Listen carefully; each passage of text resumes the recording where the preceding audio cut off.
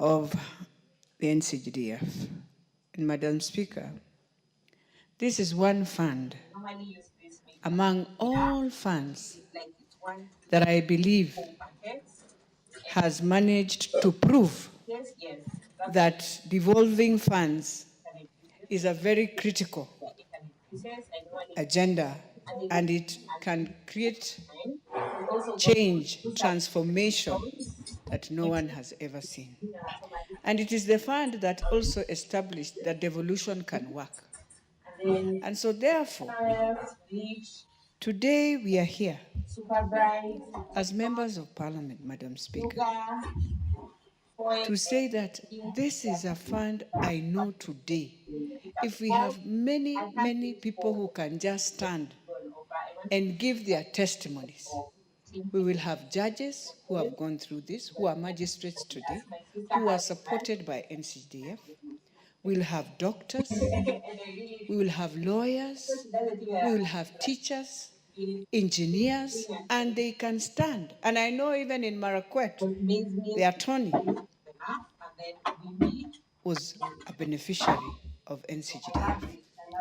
And so when you find every time that we are in court and in complete conflict that you can't understand, and sometimes, Madam Speaker, you know the sad part is that you'll find a person who takes NCGDF to court maybe never even went to a public school, maybe was able to be taken to a private school.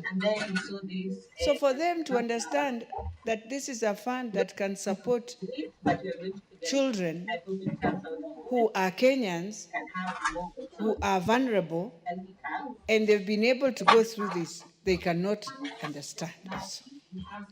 And so, Madam Speaker, even as we look at this amendment, it is my prayer that we shall have one day one judge who will look in depth on NCGDF and ask a question.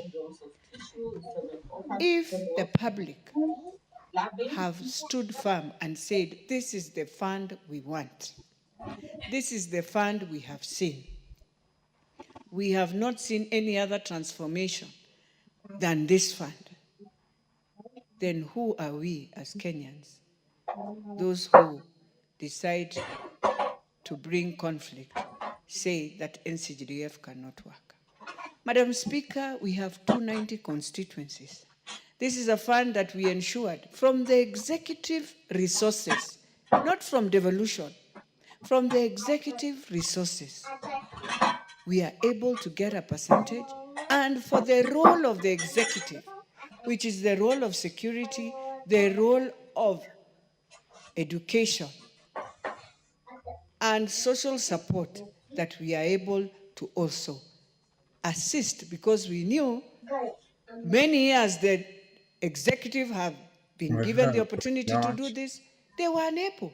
When you look at the classrooms they've even made just the other day, Madam Speaker, you feel sad because you know very well it is a matter of a few years and we will be repairing again the same classrooms. So, Madam Speaker, the question now we put to ourselves is that even as we rearrange, because we've rearranged the law, we have done everything on this NCGDF. We have removed ourselves. We no longer run it. Ours is to monitor and evaluate what is happening, the proposals you have said, but still you find people fighting. They do not fight because it is a bad fund. They fight so that they silence this house. They know this house, whenever you go on the ground and talk about NCDF, you continue giving power for this house. So the problem out there is a struggle of power. And Madam Speaker, even when you see, you find people saying, remove it, but you find you have organizations that are saying they take children to school, that are saying they are trying to build even classrooms, Madam Speaker.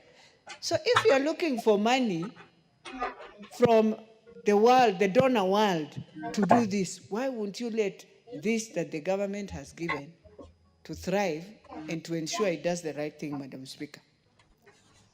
Madam Speaker, the most sad part of all this is that we also need to sit down and create awareness to our judiciary.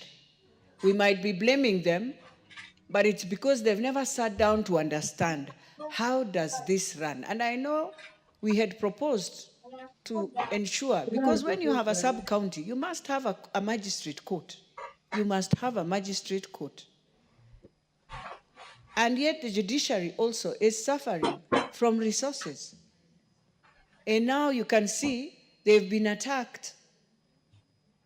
I know maybe in those courts that were burnt yesterday, maybe we didn't have a secure, safe to ensure that critical documents did not get destroyed.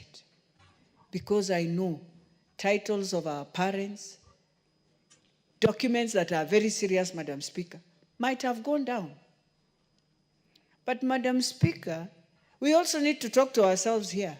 And I'll be frank today, Madam Speaker, and I know our lawyers will not they might feel disappointed, but I want to say this. Sometimes when you're prosecuting your own, it is good also to remove yourself and give it to an external person to execute it for you.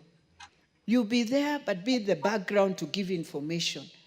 Be the technical teams to give. I want to plead with our lawyers. Is it possible, and the House and our Speaker, is it possible to get 2 external lawyers who can be part of our team